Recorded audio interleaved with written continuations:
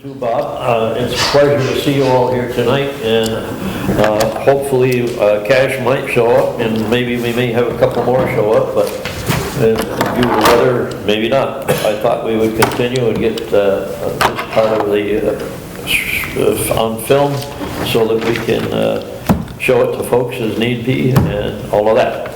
The whole thing behind this evening is the idea that the farms in Clarendon that used to be here are gone. And there is a number of them that were here when I was a kid. I don't have an exact number in terms of what might be there, say, in 1950.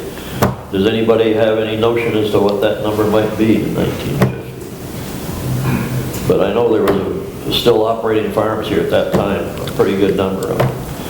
And at this point, we have just one that's got dairy. It's on the middle road. And then we have, I guess they're doing goats, they tell me, down in the South Creek Road. On Bromley's? Yes. So that's it for dairy. And I know that you were dairy up until when? 2005. 2005. And I don't know, Cash was still doing, he was over at the Johnson place. He was doing, when did he stop? I forget. I think shortly thereafter. Yeah. Probably 2008 or so we probably got done, I would think. It was done before, I think it was done before 2010, I think. Yes. So that's kind of what's happened to the dairy farming. And so I said what we ought to do is to get a record of some farmers that have some experience with it on tape here, or film, or whatever you want to call it, in terms of what happened and what changes have happened and what they did in their operations. So for everybody that hasn't met him, this is Ted Grembowicz. Anybody, and we are supposed to have Cash join us, Cash Ruane as well. He called and said he might be late, but he may be out playing in the road still, I don't know. So let's continue on. So what I'd like to do first, Ted, is to have you start off with the farm that you're on and telling us what you know of it, when it started, who started it, and the sequence of events until it got down to you. Well, my grandparents came here, and I presume before the 20s, and they moved up from Florence and West Rutland up to Schoolhouse Hill Road and started farming there. And they moved from there down onto the Creek Road in, I presume, 46. My Uncle John was the oldest son. He stayed up on Schoolhouse Hill and ran that farm. And my Uncle Ziggy and Steve came down and ran the farm on the Creek Road. My grandfather died when I was a baby, so my Uncle Zygmunt ran the farm for my grandmother. And he never got married. If he did, I probably wouldn't be here right now. Because if he had children, yep, you know, I was just a nephew. So, and I bought the farm from him in 1977. He retired. And I was milking, at that point, 50 cows, had about 50 young stock. And then progressed to milk 80 cows, and did fairly well. Around the year 2000, I started wondering whether I want to stay in dairy. And I was going through all my financials and things like that to see if it was going to be feasible. In 2005, I came to the conclusion I was going to get out of the dairy, and I sold my dairy herd. And I transitioned into growing crops, corn, soybeans, hay for horses, type of thing. And one of the reasons I did get out of milking in the dairy, because of the cyclical nature of the milk prices. It seems like we had more expenses than we had income. And after I transitioned into grain, I had one of the worst crop years ever. So it was a struggle to get the grain business going. So, but we're succeeding as of right now. So, sound like a snowplow. Yep. And anyways, as we continue, anybody's got a question, or, raise your hand and say something. Well, I could just, 1977, you bought the farm. Correct. 2005, what was your plan when you bought the farm? And of course, I would imagine it's probably different than where you ended up in 2005, the decision in 2005. Well, yeah, because I was planning on being a dairy farmer, basically for as long as I ever could. But like I said, with the milk prices and everything, and the other thing was my son was going to get out of college and come work on the farm. And I asked him whether he wanted to, I already made my decision.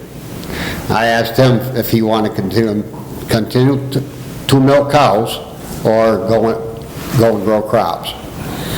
And I said, before he answered me, I'm going to tell you that if we're going to milk cows, they're going to be your cows. I don't want to milk cows anymore. So he said, we'll do crops. So that's the way we went. So, and it was kind of his decision. And if we did continue to stay in dairying, we would have to have a big expansion. We would have had to milk 200-300 cows. And we didn't have the facility for it, nor the land base for it at the time. So those are some of the things that led to this decision.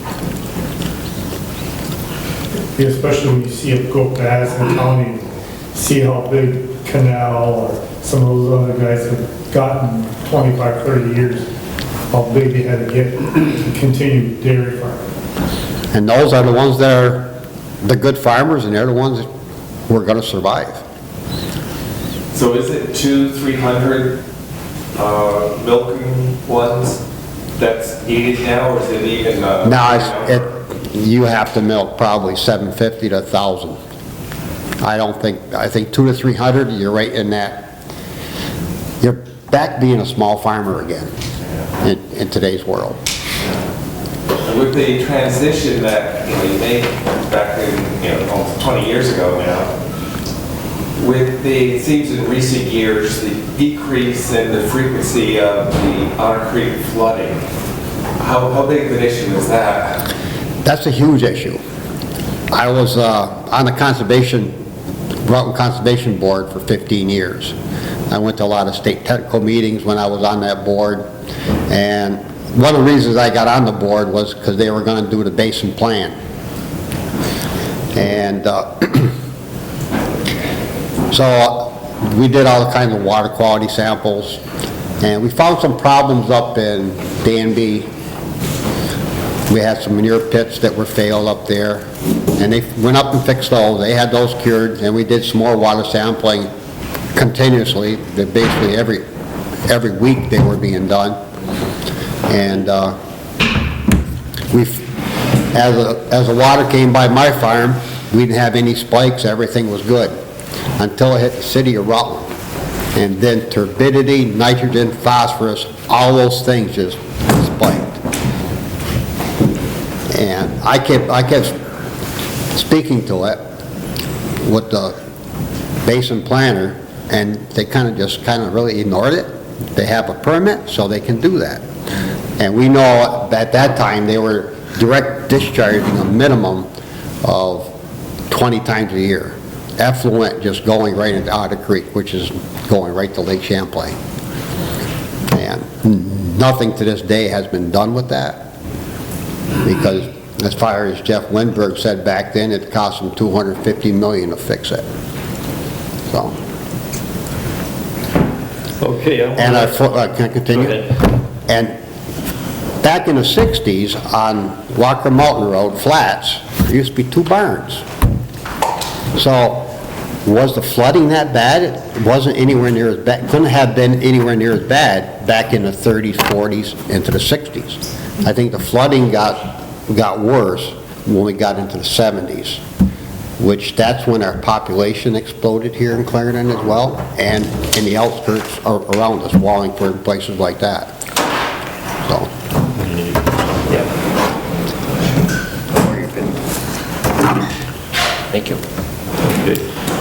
Cash, thank you for showing up. I know that you've been busy. How many hours you've been working on the roads? A few. I suspected as much.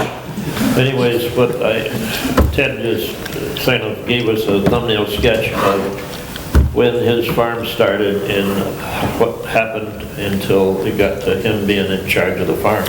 Can you do the same thing with Ruane farm? Who started it, roughly when, and all of that? In 1952, my grandfather bought the farm that we're on Middle Road. At that time, from Pauline Marsh, and 1965, my father bought the farm from my grandfather. Back then, where do I want to go with this? He was born and brought up right here in Clarendon on the farm. And the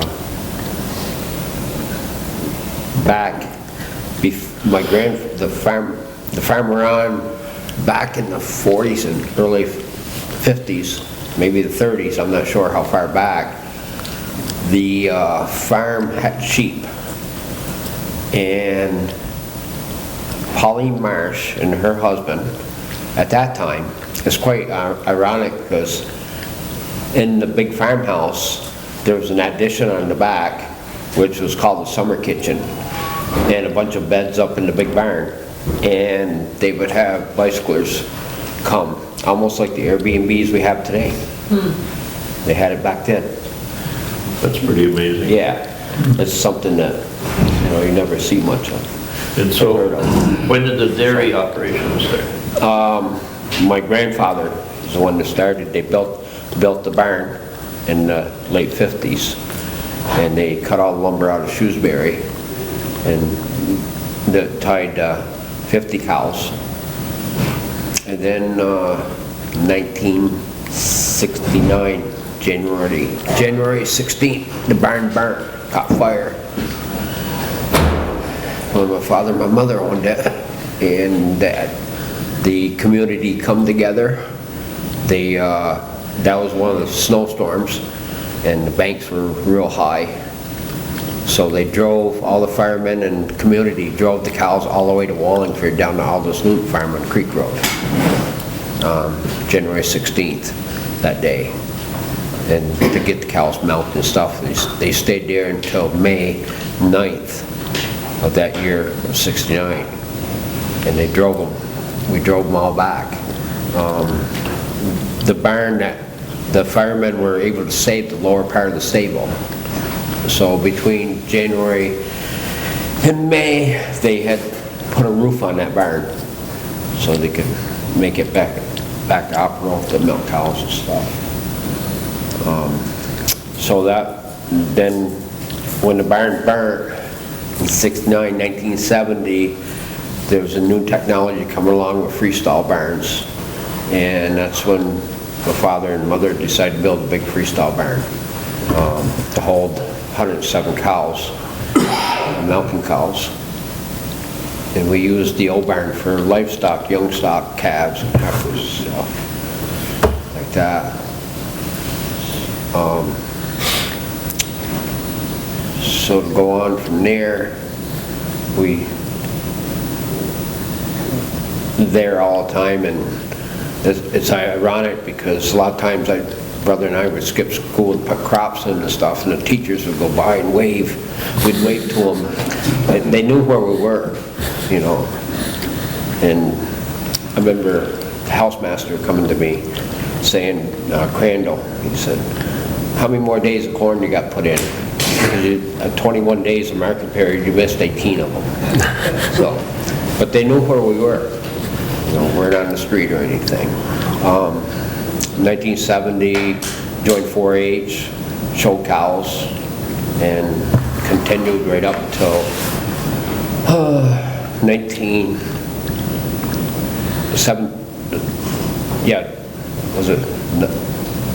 2017, we stopped showing cows. In 1992, I left the home farm, and that summer I had 16 cows and 8 heifers, moved moved down to Bill Weeks' farm down on the airport road and farmed it down there for 6 years. And that got us started, my wife at that time. And then we grew. We had more than we needed for animals and selling it, heifers and stuff, ready to calve and stuff like that, to make cash flow. And actually, at that time, I'll back that up again. In 1980, my father weren't happy with, I guess, my work ethics or whatever, and February 1980, I went to Todd, and he hired me, and I worked for Todd almost a year. And at that time, there was a guy named John Fowler, was another employee. Correct. And Todd, and of course, both of them went to VTC, and my dream was to go to VTC for ag. And the day when I was getting ready to graduate, my mother said, "I can't wait till you graduate and stay home and milk cows." But, so I graduated in 1979, so about a year later, I went to work for Todd, and that was my college education, because him and John were trying new things and picking corn and doing all kinds of things with corn planter and you name it on the farm, and breeding cows, genetics, and I learned a lot. That was my, like I said, my college education from there in 1980. So in back to the home farm, 1992. Can I interject here? Yeah. One thing that happened to us all in 1980 and 81 was we lost our percent of parity, which the percent of parity was milk prices, commodity prices, corn, everything went up with the rate of inflation. When the government took that away, it was a double whammy, because at the same time we had to incur high interest rates in the early 80s, and it crippled many of us farmers. So Machinery, land. machinery, everything just went sky high. The borrowing was 18% interest.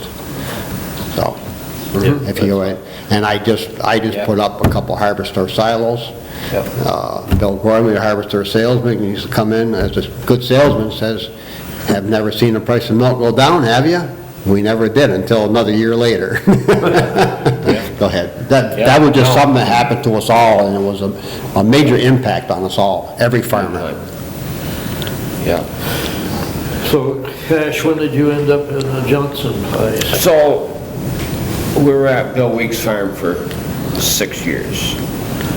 And then Norm Bowen Johnson farm, they sold out. And what year was it? 1999. And that summer, Norm come to me, wanted to know if I'd rent the farm of his place on the Creek Road. So in August of that year, we moved over there. And the barn, it's a huge barn. It milked over 100 cows in the tie stall. And we only had like 40 cows to milk.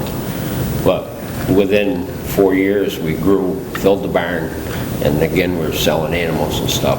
We were at Bowen Johnson Farm for 20 years. And what happened was the family there decided to sell the real estate. And it was beyond my thing about how much they wanted for it. And I knew I couldn't, make a go of it with that much money spent on real estate and stuff. So it was a hard decision. It took us about a month to figure out what we were going to do. We ended up hiring 3 tractor trailers and took the cows to Pennsylvania, ran them through an Amish auction, and went down there at this place. They milked 50 cows themselves, but out back of their barn they had a nice sale barn that they would take consignments, had a monthly sale. And what happened there scared the death out of me, because they had a lot of other consignments that came in, and the first 30, 40 animals went pretty decent price, and all of a sudden the bottom dropped out at the auction that night. And I was like, oh boy, because my cows were the last ones to sell. And as soon as the Vermont cows, our cows came in, the price went right back up. And I was asking them, I asked two guys afterwards there, I said, what's the theory on this? And they said Vermont cows are hardy. They're in the cold, they're in the heat. And so, and those cows went from all over Pennsylvania, New York, Canada. They had Canadian buyers there too. So, that was 2017 when we sold the cows. And then back to the home farm. I ended up, my father moved back to the home farm just to live there, and then my father passed away. Then I actually bought the farm for my mother. So I own all the real estate, cropland and stuff. And then now that, what I do is I rent out the land to a farmer up in Shoreham, Wood Notch Farms. And they come down here, they plant all the corn, they rent the land from me. We've been through, mentioned back about flooding and stuff, where it really started in 1973 was a big flood, and that changed everything, big time. I mean, we even almost lost the bridge on Middle Road by our farm. And so that really changed things, because back in the, I don't know how far back, 40s and 50s, they called it Barker, had a crusher. And down in the fields down there, before my grandfather bought the farm, there was a big crusher down there. And they would actually dredge the river and keep the river clean. We had no problems. When there was a little bit of high water, there was no problem until 73 flood. And that ended like 1958, the crusher stopped from dredging the river. Seems to me that, well, never mind. Let's get back to Ted for a minute. I want to have you go through the fact of the acreage that you have under control now and how much you had when you took over the farm. Well, my whole farm when I started was 343 acres. That included the river bottom land and the mountain behind me, plus what was on Schoolhouse Hill and Quarter Line Road. Yeah. We currently own over 800 acres. We own the old Dickinson farm, all the floodplain land, and the Capon farm floodplain land on West Proctor Road as well. We're cropping almost 1,100 acres now. We take care of the Potter Farm, La Victory Farm, almost so many farms hard for me to keep track of, I'll tell you the truth. And there's some smaller parcels we take care of, so. You know, at one point, I sort of remember that there was 2 or 3 people that owned the land that's right there across from where your house and stuff is, that big field. Was That, actually, in my deeds, I found there were 7 different owners of that parcel, that 80 acres across the road. 7 different owners at one time, all together. Like I said, there was 2 barns down there at one time, each of them being by the 2 entryways on Walker Mountain Road. Yep. Those barns were in those locales. So, And a lot of times them barns were hay barns. like I said before you got here, the flooding back then couldn't have been, if there were barns down there, they couldn't have been that impactful. And you take that on Alphresia, the Pratt farm down here, where Chambers are now, on Alphresia Road, there used to be a hay barn down there that burnt back. Must have been mid-1966, somewhere in there. I can just about remember it. Yeah, I vaguely remember a barn there. Yeah. Amazing.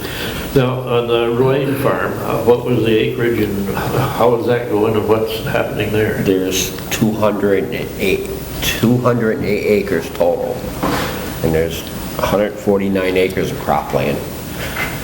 that I run out. And, And, so, cash, and best you can reelect, and I don't know what year it would be, is in terms of, I was curious, is that when I was a kid in the 40s and 50s, I remember there was a bunch of farms here, but I have no idea the number. Do you have any idea when you were, say, 10, 11? I think on Middle Road, we had like 8 farms, if I remember right. I know back in the late 90s, like 97, 98, there were still 18 dairy farms in Clarendon. There were still 18.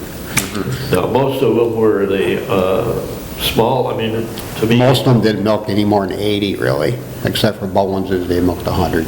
Actually, yeah, a lot of them are 30 and 40. Right. Like Stubby and Brad, Condons, they were probably, what, 50, 60? 65, yeah. That includes some up on East Clarendon Road? Spencer's? Spencer's, Davenport's. Barker's is next to mine. Correct. Frank Barker. Croston Farm. Yep, he milked about 40, 50 cows. He also milked in my barn, he said. He Yep. came one day and he was kind of surprised the stanchions were gone. 17 or 19 stanchions. Yep. It wasn't big. He also milked up to where the campground is, the Boynton farm, up there, that old barn. When my grandparents bought the farm, they only bought 80 acres. It was a strip from my pond to the other side of the barn, right to the top of the mountain, down to the creek. And during the Depression, some local farmers and landowners came to my grandfather, is what I've been told, and asked John whether he purchased the land so they could pay their taxes. That's how we acquired more of the land. John, come on in, have a seat. Well, so let me sneak a peek here, because my mind at my age is not, can't remember as well as I did. Okay, when you guys were younger, talk to me about some of the farm responsibilities you had, because I remember one of the things I used to love was going out and feeding the cows in the morning. Well, I actually grew up in West Rutland, down on Marble Street, between 2 bars. And so I came to the farm on weekends and summers and vacations.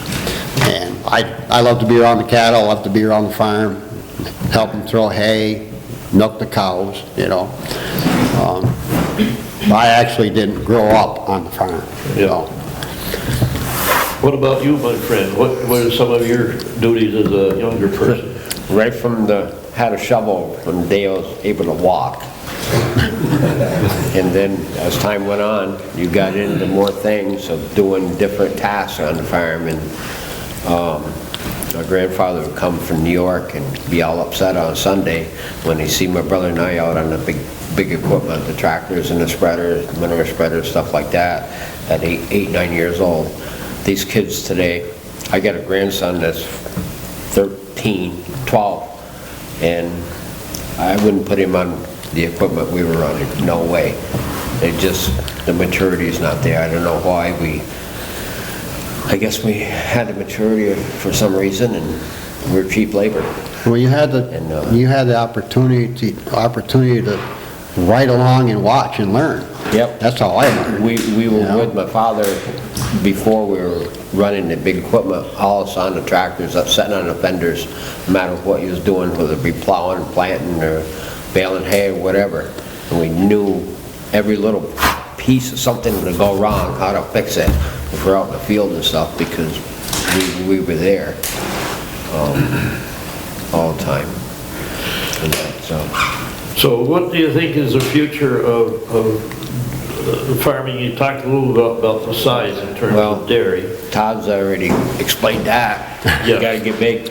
You gotta, as the average, the big numbers, and even with the ones that rent my land and stuff, they actually just bought another Du Bois farm up in Addison, and it's... About 3,000 acres, right? Yeah. And they had, at the home farm, they had by Shoreham, then they bought the parent farm up in Orwell, probably about 8 years ago, And they were milking like 300-400 cows there at that time, and now they bought this other farm. And that's where it's headed. It's all big volumes. They have the actual tractor trailers right there. They direct shipped, the milk is. These big farms are doing a fantastic job with herd health, Yeah. cow comfort. Their rations are tuned to fine-tuned. They've got 30,000 pound herd averages. Years ago, if we had a 30,000 pound cow, it was Yeah. like, wow. If you had a 20,000 pound herd average with 80 cows, you were really doing something. Doing well. But these guys are milking a couple thousand cows, and they got a 30,000, 32,000 pound herd average, and they got 4% butter fats. If we had 3.5, we were lucky back then. 3.5, you know. 3.6, yeah. So they're just doing a phenomenal job. And I would guess that they've probably segregated the operation so that you have different people in charge of different functions on the farm versus somebody looking over all of it. Right. This particular one, there's four brothers and the father, and each one's got a task. And there's one brother that takes care of the cows. That's his job. All the breeding, everything else. Les is equipment operator, runs all the equipment, and on the other side of that, they also do a lot of custom work from Richmond all the way down here to Clarendon, and there's been times when he'd be down here chopping corn, finishing up, and head to New York to run the equipment. The big chopper he has with the heads, well, was, but even more now, is $1 million, and they trade it every 2 years. There's so many hours on it, and just a big turnover. You can't afford to, as Todd knows, you can't afford to keep that equipment if you're running it that much to be, sufficient. When I first came back to Vermont in the 70s and then the 80s, I visited a farm up in Montpelier where he had maybe 50 acres, and all he was doing was milking, and he bought all of his feed. And I've often wondered, is that any kind of a practical way of approaching that kind of thing today? Today, probably not. Yeah, I was always Because the curious about that. 50 cow dairies cannot make it. They're not going to make it. I mean, That's amazing. it's economies of scale today. And now that you mentioned that, when I was down at Bill Weeks' farm those 6 years, I bought feed from Todd. I knew it was good quality stuff. Whatever the price was, I paid it. And the cows milked, and it pushed me along. It made me successful. It helped, along with the breeding and animal health and cow comfort, everything. And it would be hard in today's world to find somebody to sell you feed at top quality feed. Yeah. You know, I'm just not seeing that. It may come back, but I highly doubt it. Years ago we had, if you look up and down this valley, you had little farmettes. My farm, like I said, was 80 acres. Yeah. Then you had Eddies, and you had Bellowses, and Barretts, and Spaldings, and just the old Newton farm. They were just all small farms. They had some horses, they milked a few cows, they had some pigs and chickens, and they were self-sufficient is what it was. I'm going to turn to Bob here for a second, because I know he's quite an historian. But I would guess like in the 1800s when we had farms, they were more or less just subsistence kind of farms. Is that a correct? Yeah, I mean, that was the norm. They were, self-sufficient for, most of their needs. That wasn't just here, that was, Pretty much everywhere. Pretty much everywhere. Then they would have, for the milking, before the railroads came in, they didn't have a means of getting the milk to, while it's still drinkable, to Boston or the cities, to the south, which is why you had so many cheese-making operations here. They could turn it into cheese, and, then the cheese could safely make it to, market. But basically, the farms were pretty self-sufficient. They had to, there wasn't, they weren't just bopping into channel to pick up a few things. And some of that really changed in the 50s and very early 60s when bulk tanks became mandatory. The milk cans that used to take the Seward Dairy or Kenny's Creamery in West Rutland. Or get on the freight train, head to Boston. Exactly, Yeah. that was no more. Well, that slides right into the next topic I wanted to have you guys talk about. I remember when I was a young kid, they were still farming with horses. And I remember when they first started having tractors, which I think was around 50, but I'm not positive on that. They ended up with the old hand-clutched John Deere tricycles on a hill farm, which was interesting, I think. But what I would like to have you guys talk about is the change of technology and equipment as the years went along with you two. Oh, when I bought the farm, I bought 3 tractors. An 801 Power Master, which had 38 horsepower, 74 Ford 4000, which had 52 horsepower, and a Ford 5000, which had 67 horsepower. Today, my big tractor is 300 horsepower.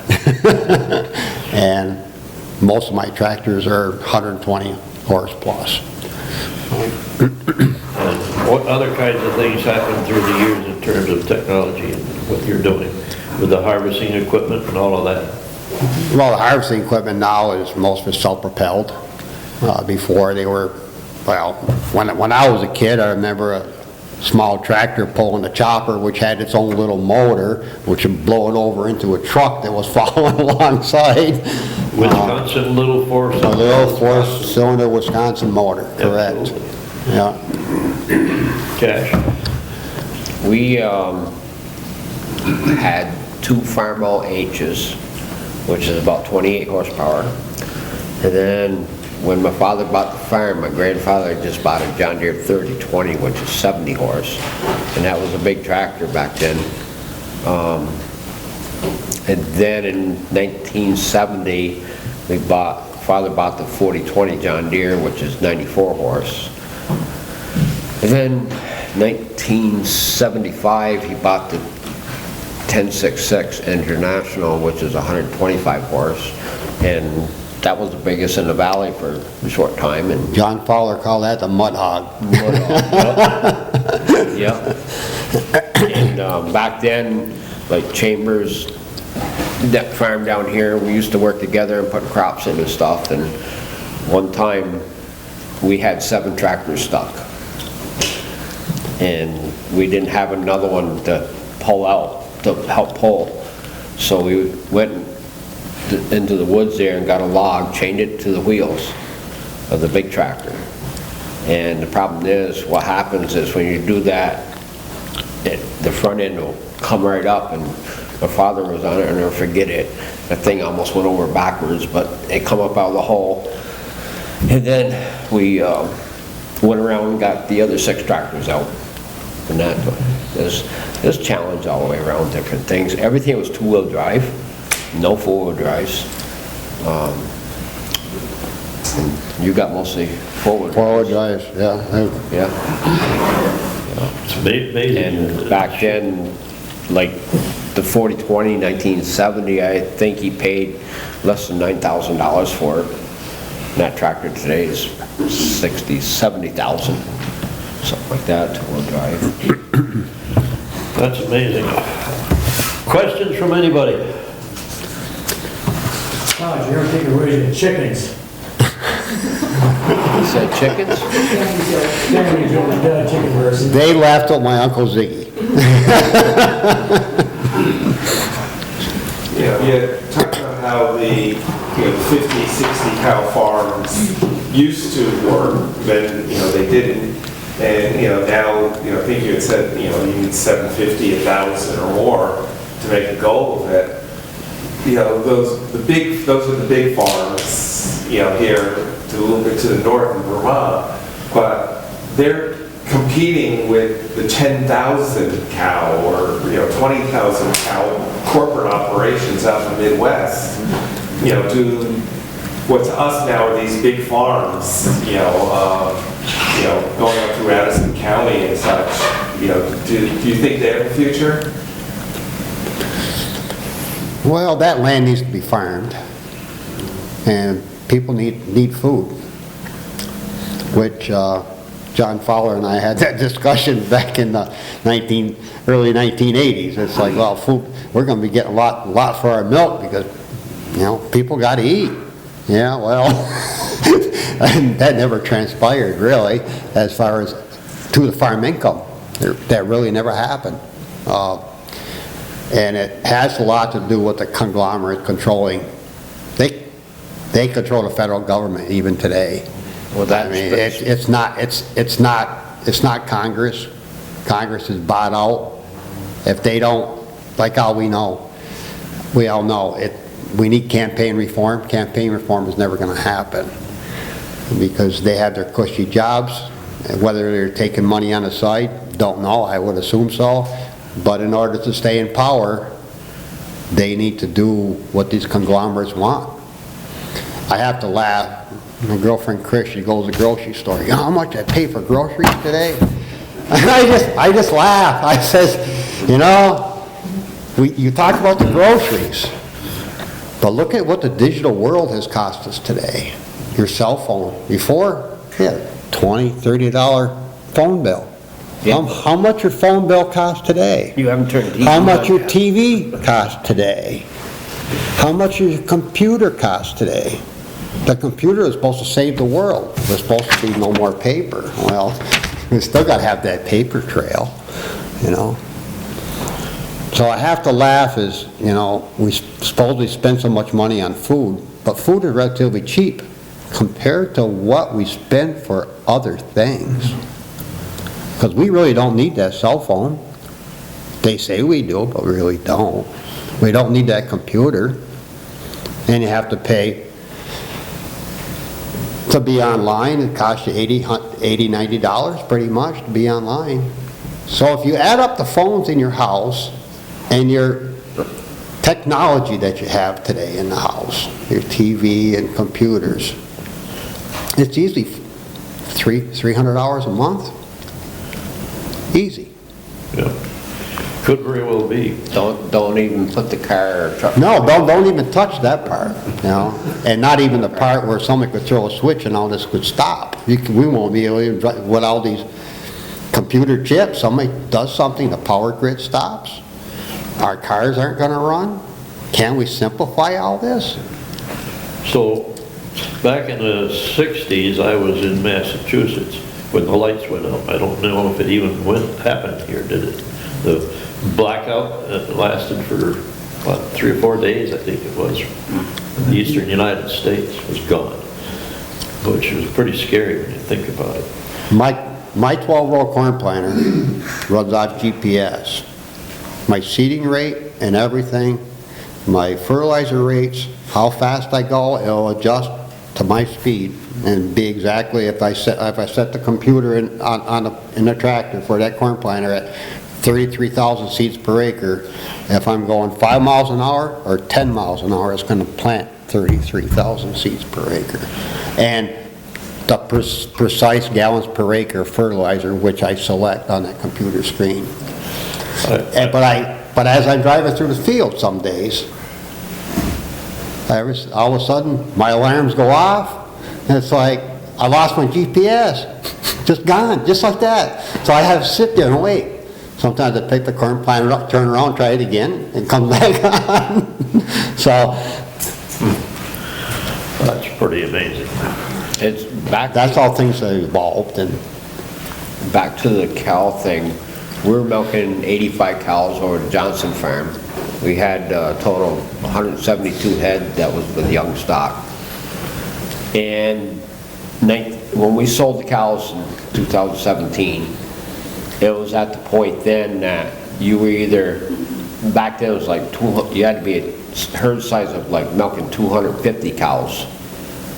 And then jumped to 500, and now it's jumped to 1,000, and now it's 3,000 cows to be efficient to run an operation because of all the inputs and stuff like that. Well, I gotta tell you, I miss the cows there on the creek road, that when I drive down the road and stop and watch them go across. Across the road, at Yeah. 12 noon, Yeah, they go to the barn. Because we pasture rotated the cows there and down to Weeks Farm. That's how we kept our input low, and we did very well all the way around. well, we're getting Stuff close like to that, the hour, and what I'd like to do is make sure There's one thing I want to say, Go ahead. George. You mentioned the older times and stuff, and back in the 50s and 60s, 70s, families got together on Sunday dinner. You don't see that no more, and it relates back to And when did that all change? technology. That changed with the blue laws.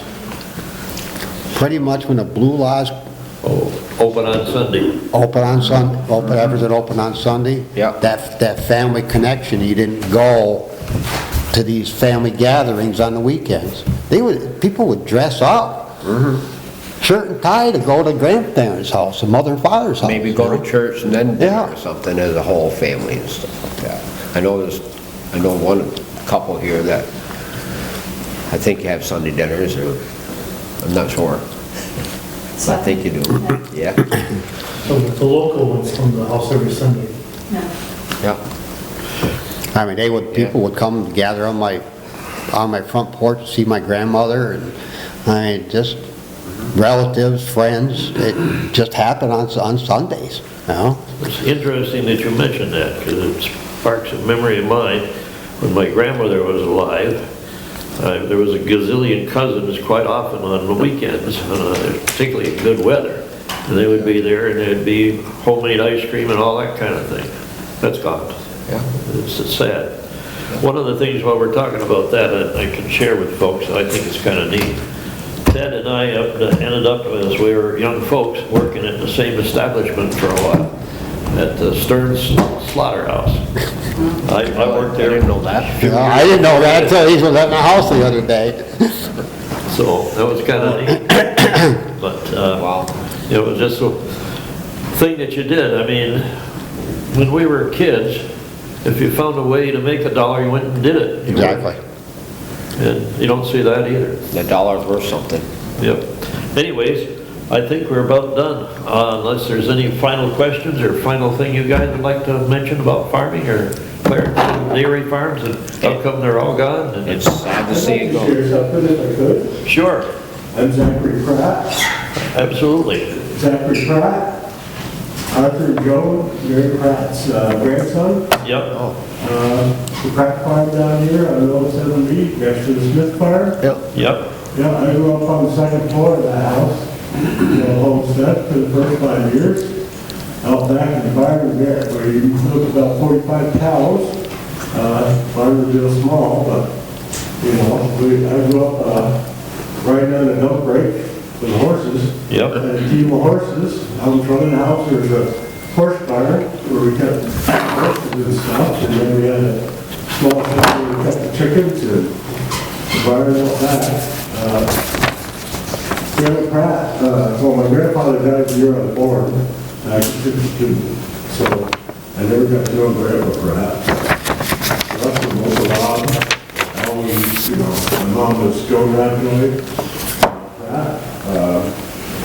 From there, because the farm was so small, I ended up going up to Whiting, and up there, had a farm right before the Cornwall Swamp, and we were looking about 200 head of cows up there on that farm, and we used a lot of pasture. We used the Riley farm, Crossman farm down there. My other family, the Rappler, grew up on the other side of the Covered Bridge over there on the Mill Road, there across from the middle. So, at some point in time, maybe I'd come down and share some of those stories with you, but I grew up on the farm when we talked about hand clutch. We had no dollar hand clutch, and that thing used to look like a sunrise. Well, let's get your number before we get out of I'm here. glad to share that with you. So Sure. I've been to quite over 100 different places, but I finally landed back home. And I'm actually involved, and I wanted to get a place in Clarendon, but I couldn't find it. So was your grandmother the town clerk of Clarendon? Very good. Mary, and we'd go down there and the living room table would be all piled up with all the paperwork. Yeah, that great big safe too right there next to Yep. it. You come in the door, she kept all the town records, and I used to sit on her lap, she had these ink pens that she loved to use for the bits, use the real ink type thing, you know, the ink well, and that's my grandma, Mary Pratt. Yep. So anyways, I just thought that's my first time here, and you guys have been here for a long time. I've sort of been here for a long time, and not here, so I'm back. So any final words, Ted, that you'd like to share with us? I don't think so, no. Cash? Oh, I think I'm good. I just sad to see how the farms to go and the way things used to be. I'm glad we grew up in that era. That's what I can say about it. Good enough. It was enjoyable. Well, good enough. There's some refreshments I see over there on the shelf. So let's go to have a cookie or whatever, and we're done. Thank you. Thank you. And I'd like to have a quick round of applause for my friend Bill over here. Raise your hand, Bill. That's on PEGtv, right? Yep, that's on, yep.